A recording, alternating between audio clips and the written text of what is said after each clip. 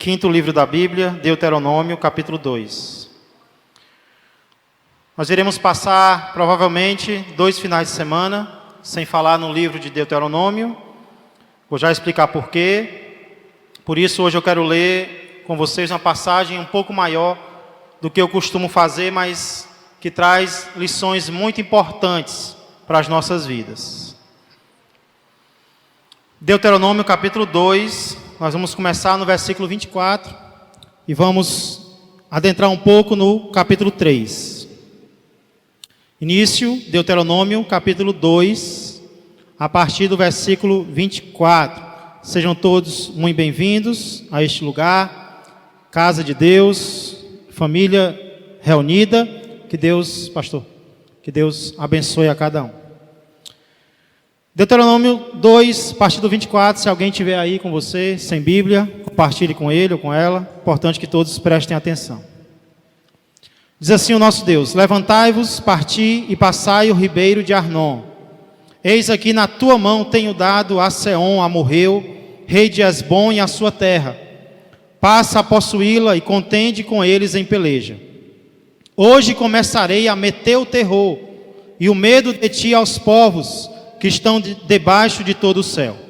Os que ouvirem a tua fama tremerão diante de ti e se angustiarão. 26.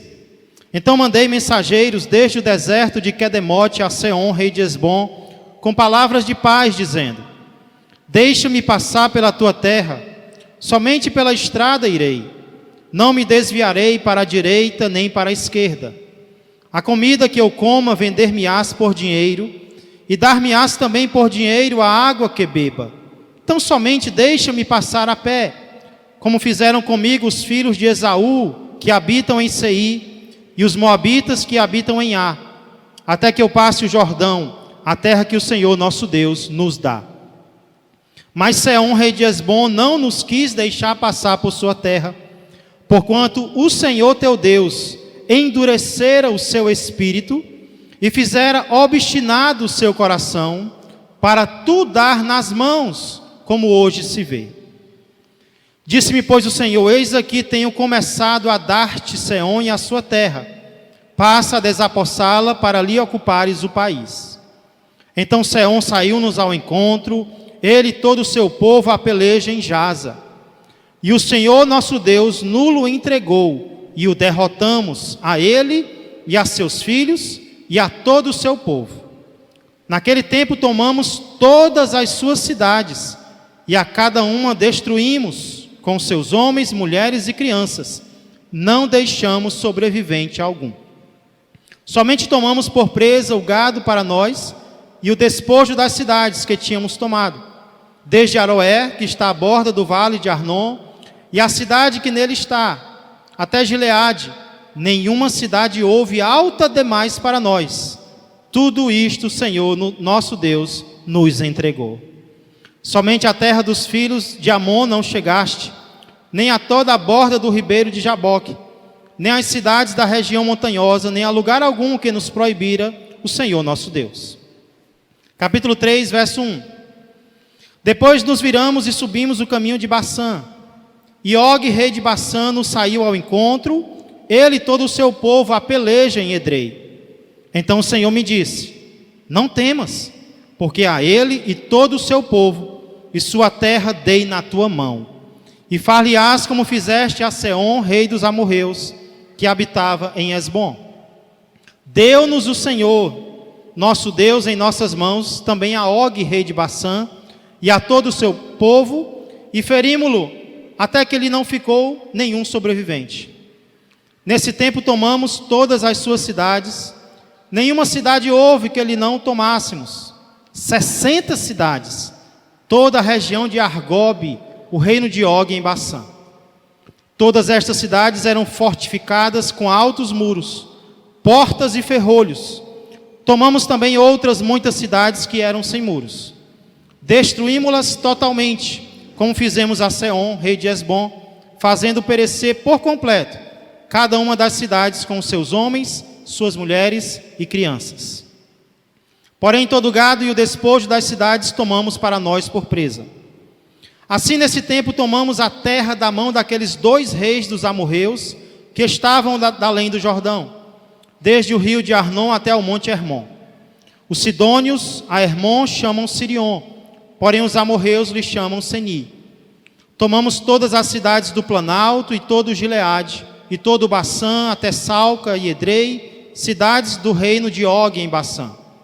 Porque só Og, rei de Baçã, restou dos Refaíns. Eis que o seu leito de ferro, não está porventura em Rabá dos filhos de Amon, sendo de 9 côvados o seu comprimento, ou seja, 4,5 metros, e de 4 a sua largura pelo côvado comum. Será que era alto? Og, rei de Baçã, 4,5 metros. Verso 12.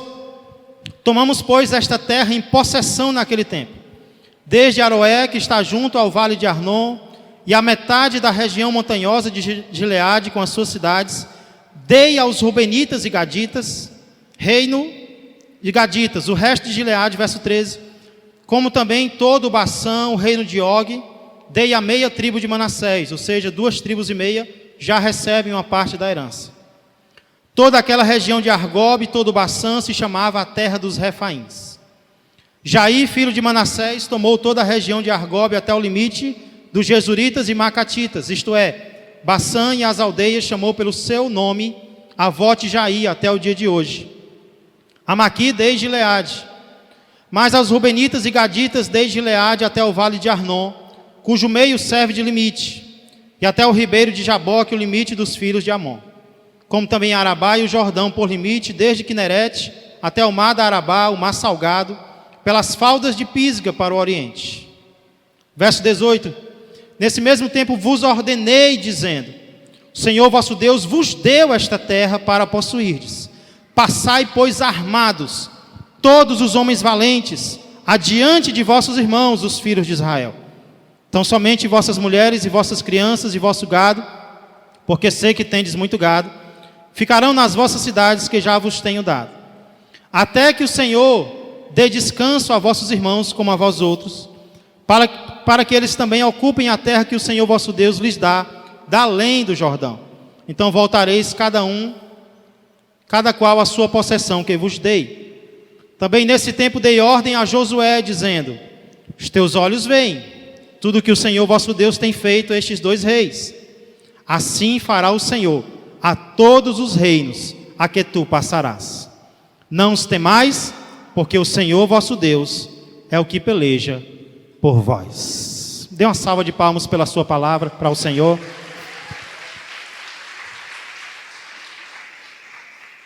Irmãos, na última mensagem que eu preguei domingo passado, nós conhecemos 3 povos contra os quais o Senhor proibiu que Israel guerreasse. Estes 3 povos são os Edomitas, os Moabitas e os Amonitas. E nós vimos que a razão pela qual Deus proibiu que Israel guerreasse com esses 3 povos, não é porque esses 3 povos eram mais fortes do que Israel. Pelo contrário, Deus até cita o medo que estes 3 povos estavam sentindo do povo de Deus. Os motivos reais porque Deus proíbe que Israel toque nestas nações eram: primeiro, Israel e essas 3 nações eram parentes. E segundo, Deus, o próprio Deus, havia dado a essas 3 nações terras, e Deus não queria que Israel tocasse nas terras que ele havia dado a esses 3 povos. Deus havia dado bênçãos a esses 3 povos e disse: eu não permito que vocês toquem nestas terras que eu dei a essas 3 nações. E a lição principal que nós aprendemos domingo passado é que existem guerras que Deus proíbe. Existem guerras que, se nós fizermos, nós estaremos fazendo por conta própria. Existem lutas, existem batalhas com pessoas que Deus não quer que travemos. E se nós travarmos, nós estamos travando por teimosia nossa. Não porque Deus mandou, vai lá e guerreia, vai lá e batalha. Não. É porque a gente é teimoso mesmo. Você já passou por essa experiência? De lutar com alguém e depois perceber que era besteira sua? que era algo só do seu coração. Deus não queria que você tivesse batalhado com aquela pessoa, guerreado com aquela pessoa. Então, muitas vezes, irmãos, existem guerras que Deus não quer. Existem guerras que Deus proíbe. Hoje, porém, na leitura que nós fizemos, nós vamos aprender lições diferentes dessa. E uma das lições, eu já quero ir adiantando, é que existem guerras que Deus ordena.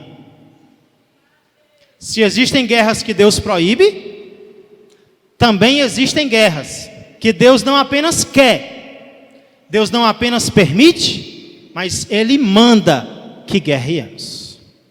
E eu vou já falar um pouco sobre isso. Mas essa lição e algumas outras podem ser vistas sendo repetidas pelo menos 3 vezes aqui nesses versículos. Contra 3 povos também. Primeiro, contra Seom, rei de Hesbom. Estamos numa fase de muitos filhos aqui na igreja nascendo, então você vai aprendendo esses nomes, certo? Seom, nome bonito, e Hesbom, olha aí, para colocar no filho, né? Então, onde é que nós aprendemos que existem guerras que Deus quer que o povo de Deus trave? Quando Ele manda lutar contra Seom, rei de Hesbom. A partir do versículo 24 até o versículo 37, Moisés resume essa batalha.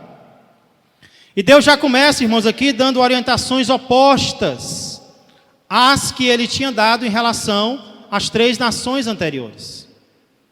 Se em relação às 3 nações que eu citei, Ele disse: não peleje, não guerreie, porque eu não vou dar da terra deles para vocês. Aqui a história já é diferente. Deus já começa dizendo: se levantem, passem o Arnon, porque eu estou começando a dar para vocês a Seom, rei de Hesbom, e a toda a sua terra. Então se levantem, guerreiem e pelejem. A gente já vê que existe uma diferença aqui. Se primeiro Deus manda fazer paz, agora Ele diz: se levanta, chegou a hora de guerrear. Estou colocando diante de vocês nações, terras que eu quero dar para vocês. Mas para isso, vocês têm que se levantar, têm que passar e têm que guerrear. Então já é uma diferença. E eu até li aqui algo que me fez rir um pouco. Não sei se você já escutou aquela expressão, tocar o terror. Quem já ouviu? Tocar o terror. Eu pensei que era gíria. Mas não é gíria, é palavra de Deus. Deus diz: eu vou começar a meter o terror de vocês nos outros povos.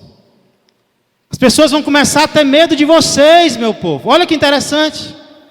Muitas vezes, irmãos, nós temos medo de algo e nem percebemos que é o algo que tem que ter medo da gente. Nós temos medo de uma situação, de uma pessoa, de um inimigo, de um demônio, e esquecemos que Deus pode colocar no coração do inimigo medo, temor, pavor de mim e de você.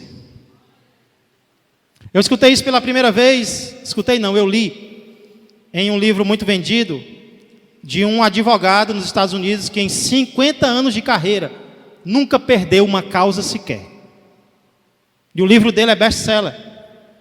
E ele disse algo que me tocou profundamente. Ele disse: olha, quando você estiver com medo, lembre-se que o seu oponente provavelmente está com medo de você também.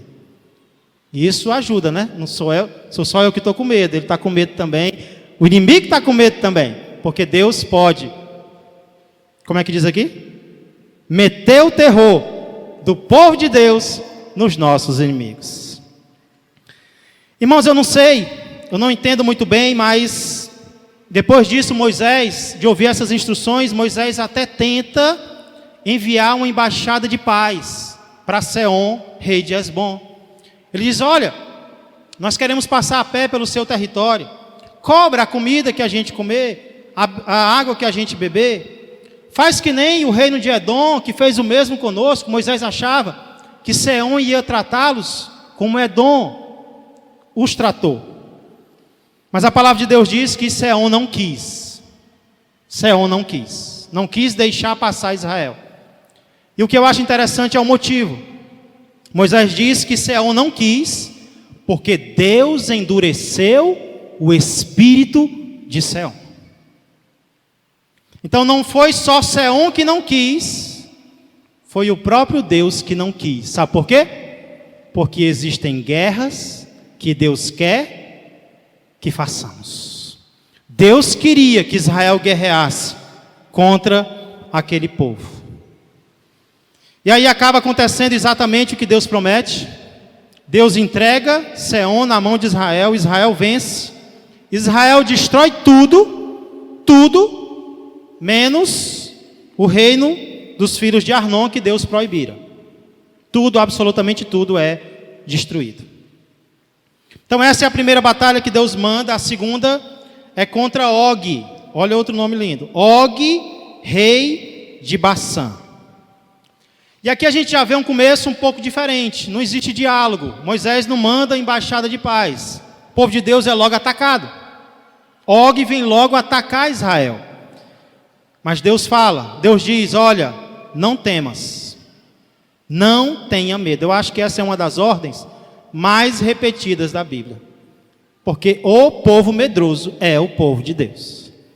E Deus está direto dizendo, não temas, não tenha medo, não tenha medo, não temas. Porque vai acontecer, eu vou dar para vocês. Eu vou entregar esse povo para vocês e vocês vão fazer com eles o que vocês fizeram com Seom, rei de Hesbom. O que é que acontece? A mesma coisa. Deus entrega, Deus dá, e aí não sobrevive ninguém. O povo de Deus vence completamente. Estava com medo? Estava. A vitória veio? Veio. Batalhou? Batalhou. Irmãos, o que é impressionante é que, em relação a Og, rei de Bassã, é enfatizado que todas as suas cidades eram fortificadas. Eram povos muito fortes. Atirar pelo seu líder. Como eu li, Og, o leito dele, que era leito de ferro, possuía 9 côvados. Um côvado é aproximadamente 50 centímetros. Então, o leito dele media aproximadamente 4,5 metros. Achava-se que ele é o último dos refaíns. Achava-se que ele era um dos gigantes. Mas o gigante caiu diante do povo de Deus. Para concluir, irmãos, nós vemos a ordem de Deus de guerrear contra os moradores de Canaã. Capítulo 3, versos 12 a 22. Esses dois reinos que eu citei agora, o reino de Bassã e o reino de Hesbom, eles ficavam do lado de cá do Jordão. E eles foram já repartidos entre 2,5 tribos. Porém, a luta não acaba. Pelo contrário, essas 2,5 tribos recebem a ordem que já receberam a sua herança, elas recebem a ordem de passarem adiante e guerrearem com o resto do povo de Deus pela terra de Canaã, que ainda não foi conquistada. Então entenda bem, esses dois reinos, do capítulo 2, parte do capítulo 3, ficavam da além, antes do rio Jordão, e são dadas a 2,5 tribos. Essas 2,5 tribos poderiam ficar lá, não, já recebemos nossa terra, para que guerrear? Mas Moisés diz, não, agora vocês vão na frente do resto do povo, e agora vocês vão lutar pela terra deles. Ganharam a de vocês? Amém. Agora vamos lutar pela guerra, pela terra dos outros. Então eu repeti aqui vários versículos, esse é um resumo, eu resumi dos versículos que nós lemos, e a pergunta que eu quero fazer para vocês agora é, que lições nós podemos tirar de tudo isso? Que lições sobre guerra, sobre batalha, sobre luta, eu e você precisamos entender nessa noite? Eu quero compartilhar 3, o mesmo número de povos contra os quais Deus manda o seu povo guerrear. Primeiro, como eu já falei, existem guerras que Deus quer que façamos. Pode parecer estranho para algumas pessoas associar Deus à guerra, Deus à batalha. Mas um dos nomes mais conhecidos de Deus no Antigo Testamento é homem de guerra. Tem até um louvor muito conhecido, né? Homem de guerra é Jeová, seu nome é temido na terra. Quem já ouviu? Homem de guerra é Jeová. Foi tirado de onde? Da saída do povo de Israel do Egito. Quando o povo sai do Egito, Moisés canta: homem de guerra é Jeová. E existem guerras que Deus quer que nós façamos. Irmãos, a atitude de Moisés de enviar uma embaixada de paz para Seom, rei de Hesbom, soa até fofinha, né? Que lindo, né? Deus diz: eu vou entregar, vocês vão destruir eles. Aí Moisés, muito pacífico, diz: não deixa a gente passar. Bonito. Mas, irmãos, existem momentos que a paz é impossível. Existem momentos em que é necessário haver guerra. Na verdade, existem momentos em que só haverá paz depois de haver guerra. Só haverá paz depois de haver batalha. Isso não significa que Deus quer que o seu povo esteja sempre lutando contra tudo e contra todos. É o crente pitbull, né? Está sempre lutando. Ou então o crente pinche. Está sempre latindo, está sempre brigando, está sempre irritado, está sempre nervoso. Não, nós vimos que não é isso que Deus quer. Quando eu era mais novo, eu ainda sou, mas quando eu era mais, eu era viciado em jogos de luta. Tiaguinho está aqui não, né? E um que me fascinava muito era Street Fighter. Até um tempo atrás eu joguei, não viciado, mas só brincando. Street Fighter é o seguinte: é um jogo de luta no qual você luta e não para de lutar até o fim. Se nós não tivermos cuidado, nós vamos ser crentes Street Fighter, né? Vai estar sempre lutando, sempre brigando, sempre guerreando, sempre de mau humor, sempre com palavras duras. E não é isso que Deus quer. Não é isso que Deus quer. Não estou dizendo que a gente tem que estar sempre lutando contra tudo e contra todos. Porém, não significa também que nós nunca devemos lutar. Entenda isso.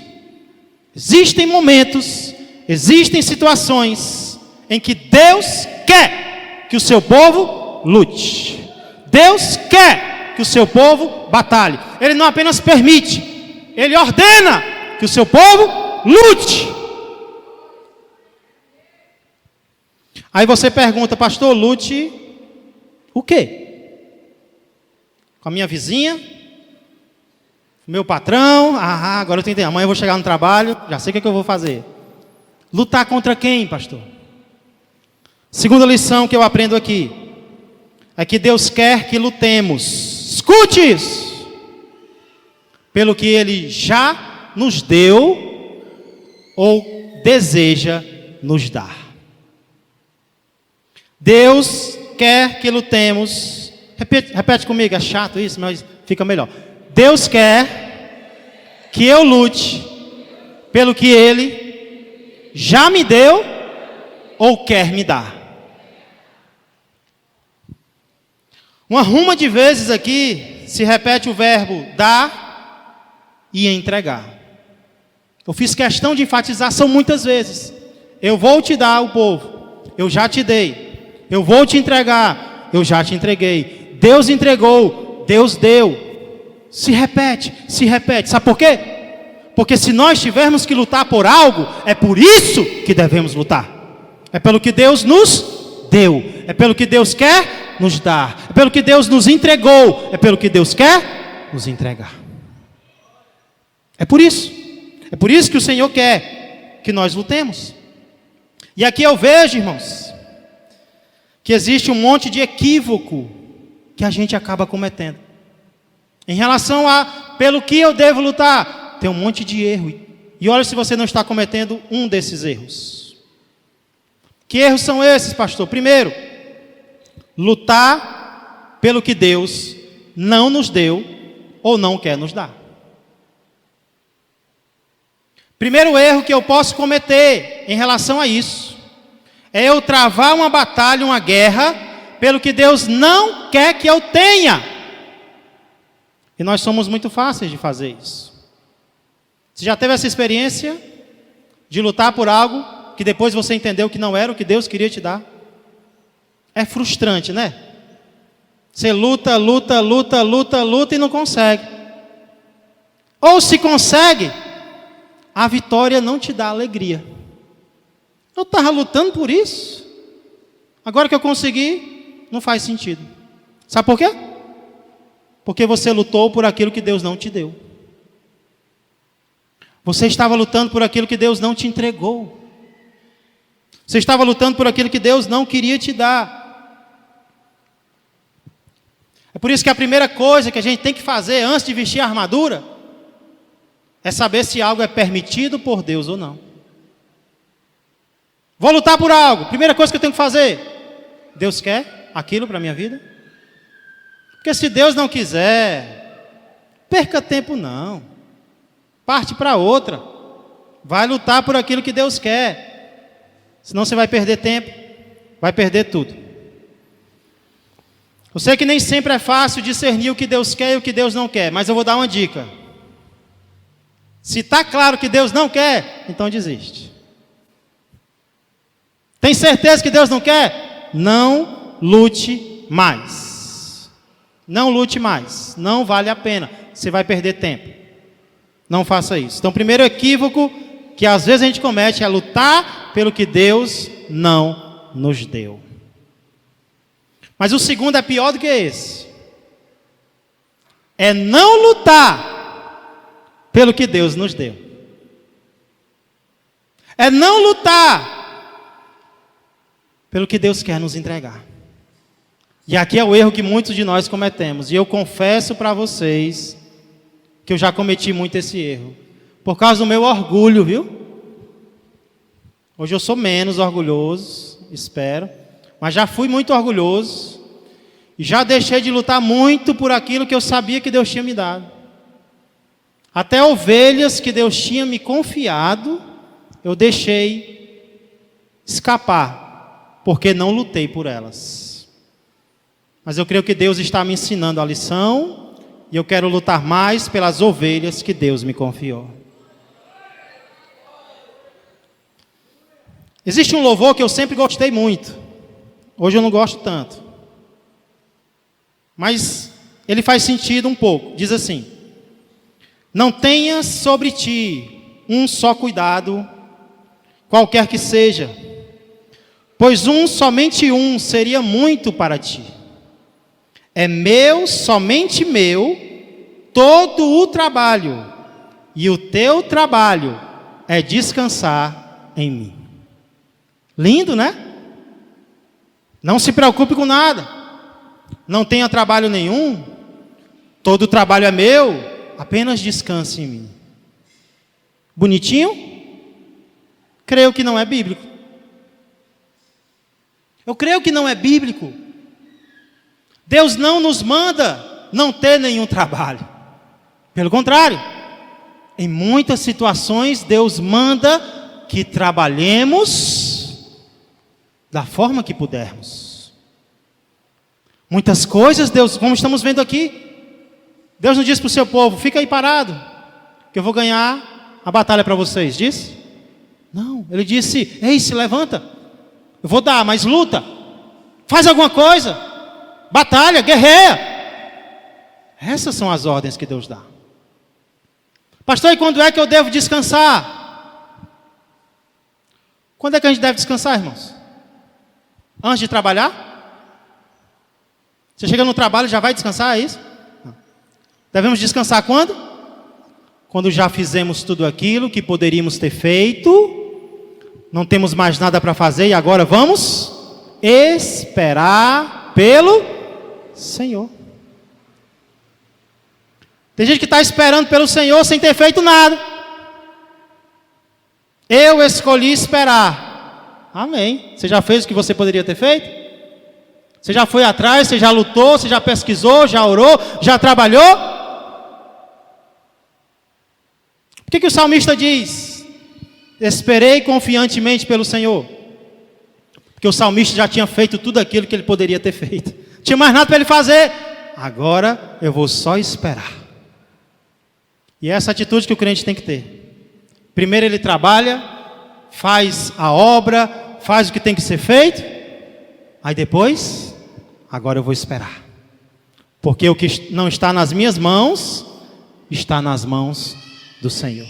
Quem está entendendo isso? Você vai esperar quando? Antes de fazer o que você deve? Não. Cuidado. Deus pode estar te dando algo e você não está lutando por aquilo que Deus te deu. Deus pode estar querendo te entregar algo e Ele está dizendo: ei, batalha pelo que eu quero te dar. Terceiro equívoco que eu vejo aqui em relação a isso é que não devemos lutar apenas por alvos pessoais. Não devemos lutar apenas por alvos pessoais. Dizer que devemos lutar por aquilo que Deus nos deu não nos impede de lutar por algo que é meu. Mas eu não devo lutar apenas pelo que é meu. Nós vemos isso, irmãos, quando nos versículos finais, as 2,5 tribos que receberam terra do lado de lá do Jordão, são ordenadas a passarem o Jordão e lutarem pelas terras dadas às outras tribos. Sabe como é o nome disso? Coletivismo. Eu luto pelas tuas terras e você luta pelas minhas. Eu te ajudo nas tuas batalhas e você me ajuda nas minhas. É assim que o povo de Deus tem que ser. Nós não vemos aqui nenhum egoísmo. Não, eu já ganhei minhas terras, vocês que ganham de vocês. Não. Já ganhamos as nossas, pois agora nós vamos na frente de vocês. Fica aqui. Nós vamos na frente de vocês, agora ganhar as terras de vocês, para vocês morarem. É assim que a família de Deus funciona. E pode ter gente que acha isso besteira. Mas foi ou não foi o que Jesus ensinou na oração do Pai Nosso? A maioria de vocês sabe de cor, né? Vieram do catolicismo. Se eu começar, vocês terminam sem piscar. Pai nosso que estás no céu, santificado seja o... Faz tempo que vocês não rezam, né? Mas os verbos, irmãos, os verbos, os pedidos, estão no singular ou estão no plural? O pão nosso de cada dia nos dá hoje. Me dá hoje? Vou devorar de manhã, Deus me abençoa, me dá o alimento. Não. Nos dá hoje. Perdoa-nos as nossas e não nos deixes cair em... Não são as minhas batalhas, são as nossas batalhas. Eu devo lutar por mim? Sim. Mas ao mesmo tempo eu devo lutar pelo Samuel, pela Manu, pelo Jarlan, por cada um de vocês. Lutar uns pelos outros. Essa é a segunda lição que nós aprendemos. E para concluir, já vimos que existem guerras que Deus quer que façamos. Segunda lição, Deus quer que lutemos pelo que Ele nos deu, ou quer nos dar, e você já fica pensando o que é. Terceira, para concluir, Deus quer que lutemos contra as forças espirituais do mal. Eu sei que a luta aqui em Deuteronômio é contra pessoas de carne e osso, reis, pessoas, seres humanos. Mas quando a gente vai lá para o Novo Testamento, a gente nota algumas mudanças importantes em relação à igreja. O governo continua lutando contra pessoas, a igreja não. Vamos lá para Efésios, capítulo 6.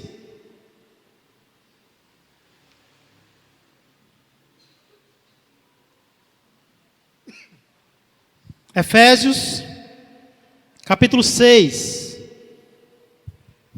versos 10 a 20. Fala sobre batalha, fala sobre guerra, mas mostra algumas diferenças em relação ao povo de Deus do Antigo Testamento. A partir do verso 10 diz: quanto ao mais, sede fortalecidos no Senhor e na força do seu poder, revesti-vos de toda a armadura de Deus, para poderdes ficar firmes contra as ciladas do diabo. Porque a nossa luta não é contra o sangue e a carne, e sim contra os principados e potestades, escute isso, contra os dominadores deste mundo tenebroso. Contra quem, Paulo? Contra as forças espirituais do mal nas regiões celestes. Portanto, sendo que a nossa luta não é contra seres humanos, precisamos de uma armadura especial. Portanto, tomai toda a armadura de quem? De Deus, para que possais resistir no dia mau, aquele dia em que a gente acorda com o pé esquerdo, e depois de terdes vencido tudo, permanecer inabaláveis. Chegar de noite e dizer: eu venci. Estai, pois, firmes, cingindo-vos com a verdade e vestindo-vos da couraça da justiça. Calçai os pés com a preparação do evangelho da paz, embraçando sempre o escudo da fé, com o qual podereis apagar todos os dardos inflamados do maligno. Tomai também o capacete da salvação e a espada do Espírito, que é a palavra de Deus.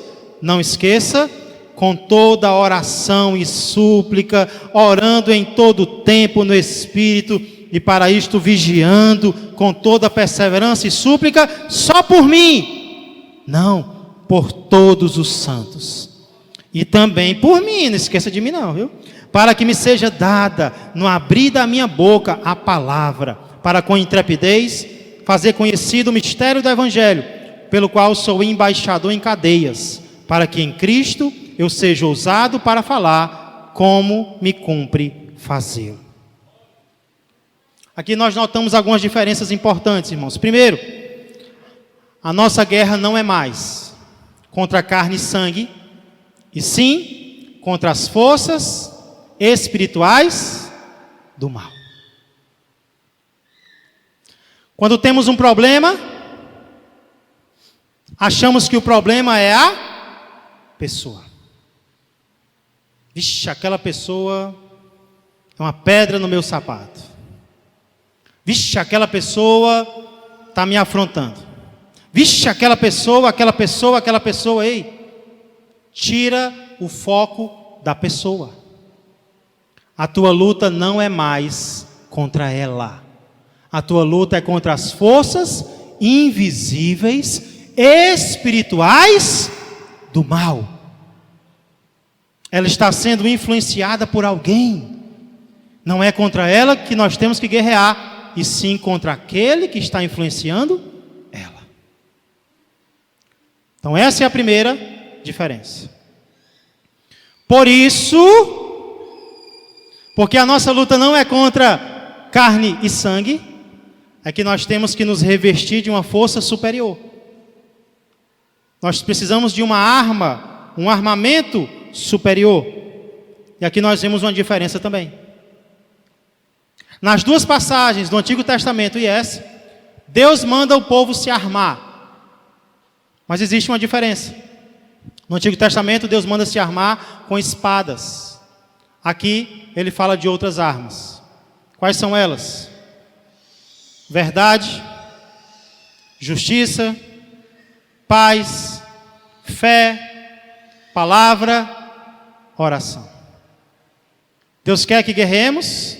Sim. Principalmente com a palavra e com a oração. Esse texto, então, irmãos, de Efésios 6, ele responde 3 perguntas. Quais são elas? Contra quem eu devo lutar? Eu devo lutar contra as forças espirituais do mal. Tira o foco do ser humano. Ele não é teu inimigo. Ela não é teu inimigo. Eu tenho repetido isso. Nós podemos ser inimigos de alguém. Não, nós podemos ter inimigos, mas nós não podemos ser inimigos de ninguém.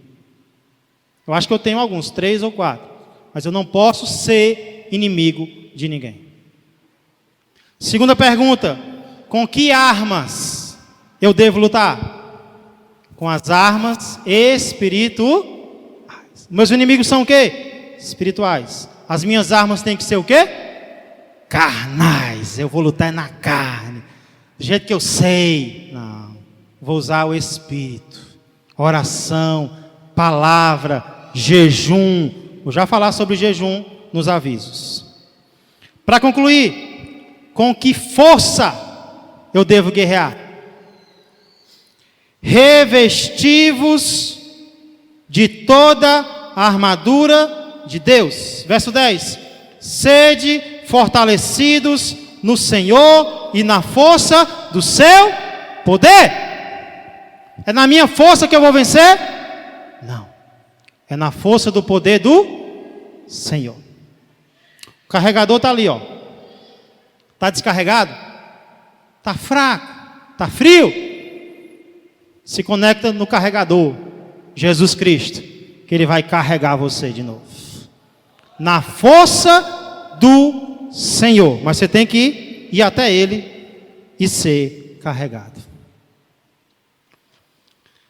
Hoje à tarde eu estava em um supermercado com o Tiaguinho.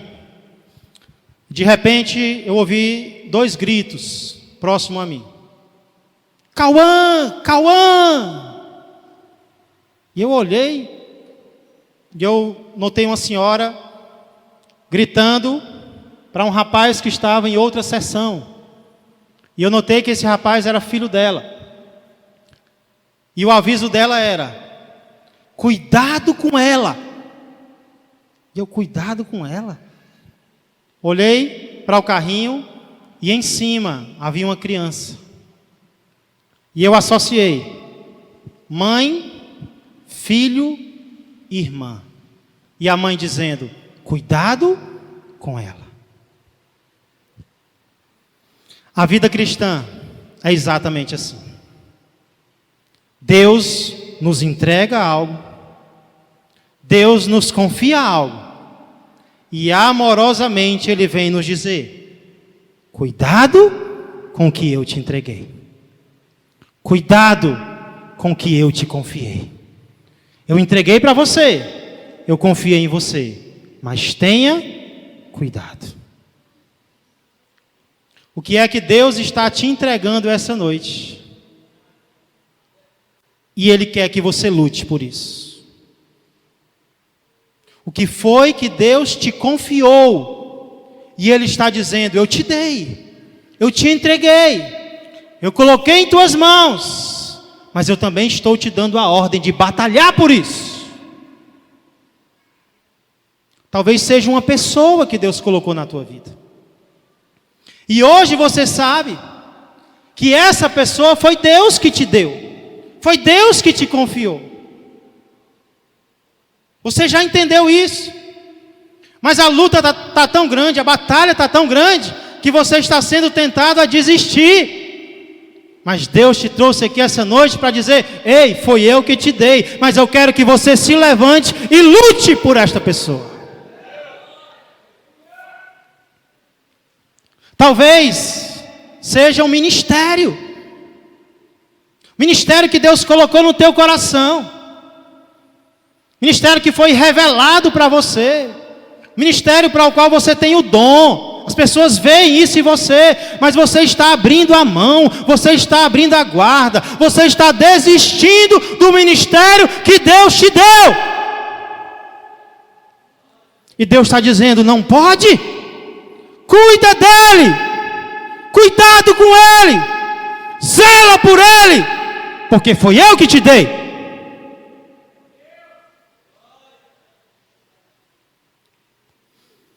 Ou talvez o que Deus está te dando e mandando você lutar essa noite é a tua própria alma, é a tua própria salvação. Você acha que Deus vai fazer tudo por você? Ele já morreu na cruz para pagar o preço dos meus pecados. E sabe o que Ele diz? esforçai-vos por entrar pela porta estreita. Ele não está dizendo que ele vai pegar você e vai te levar para o céu à força, não. O que ele está dizendo é que ele já pagou o preço na cruz, ele está te oferecendo a salvação. Mas se você não cuidar, se você não se libertar, se você não deixar ele agir, você não vai entrar. Ele diz, são poucos os que acertam com a porta estreita. As igrejas estão lotadas, pessoas procurando bênção, prosperidade. Mas ele vai dizer naquele dia, eu vou dizer para muitos, nunca vos conheci. Porque foram pessoas que não quiseram andar no caminho estreito. Mas eis aqui um povo que quer andar no caminho estreito. Eis aqui um povo que recebeu a salvação, que recebeu a alma e que vai dizer para Deus essa noite, ei, eu não estava cuidando, mas agora eu vou cuidar mais da minha alma. Eu não estava cuidando da minha salvação, eu estava sendo negligente, eu estava esperando pelo Senhor, mas agora eu entendi que eu tenho que cuidar daquilo que Deus me confiou. Não se chateie comigo não. Receba essa palavra, porque é Deus falando ao meu coração e ao teu coração. Há pessoas cochilando espiritualmente, há pessoas dormindo espiritualmente, há pessoas brincando, esperando para chegar em casa e assistir o Fantástico, pensando na pizza que vai comer, e passa uma semana de derrota, porque vem para a casa de Deus com o coração fechado. Vem para quê? Vinha para receber a palavra de Deus. Porque Deus é Pai, que ama, mas também açoita o Filho a quem recebe. Então eu quero zelar mais pela minha salvação a cada dia, porque ela custou caro, custou o sangue do meu Senhor e Salvador Jesus Cristo.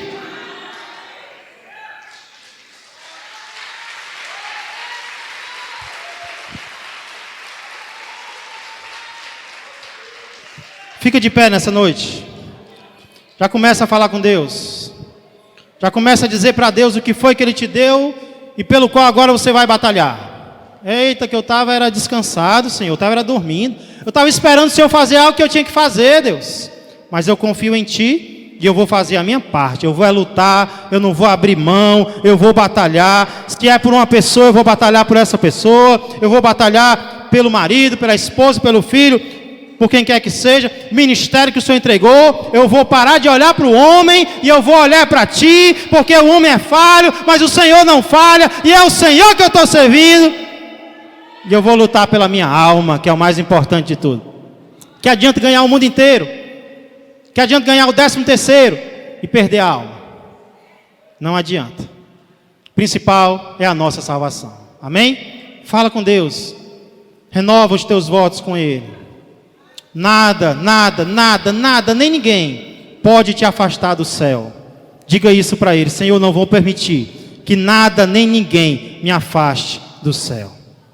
Se você já está tomando uma decisão essa noite, já quero te convidar a vir ao altar para publicar essa decisão que você está tomando, de ter mais cuidado, de renovar os teus votos, de batalhar por aquilo que Deus te deu. Se você quer receber Jesus como Senhor e Salvador, se você entende que Ele morreu por ti na cruz, Ele é aquele que fez o que você não poderia ter feito, Ele derramou o sangue carmesim puro para pagar o preço pelos teus pecados, e nessa noite você quer receber esta salvação, sai do seu lugar e venha até o altar. Se você estava afastado dos caminhos do Senhor e decide retornar, não quer mais brincar com a salvação, oh maravilha que Deus está te dando essa noite, que oportunidade. Não se orgulhe, deixa Ele trabalhar. Glória a Deus, deixa Ele trabalhar no teu coração. O orgulho me fez perder muitas coisas, irmãos, e ele pode nos fazer perder tudo. Não permita, se humilhe na presença do Senhor essa noite. Se você quer renovar algum voto, de lutar por algo ou por alguém que Deus te entregou, também quero te convidar